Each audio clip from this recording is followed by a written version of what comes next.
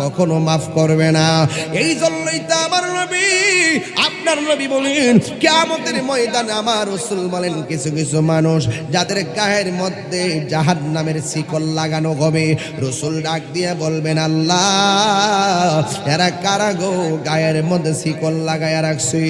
আল্লাহ ডাক দিয়া বলে বন্ধু এটা ঠান্ডা কোনো শিকল না, এই শিকলটা জাহান্নামের আগুন দিয়া গরম করা হয়েছে, এই শিকলটা তাদেরকে বেরি লাগাইয়া দেওয়া হয়েছে।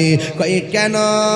কয়ে এই জন্য যারা দুনিয়ার জমিনে মা বাবার বুকে লাথি মারত, মা বাবার মনে কষ্ট দিত, নিঃস্বার্থে ভালোবাসে শুধু আমার মা, ববে যার তুলনা নাই, নিঃস্বার্থে ভালোবাসে শুধু আমার মা, ববে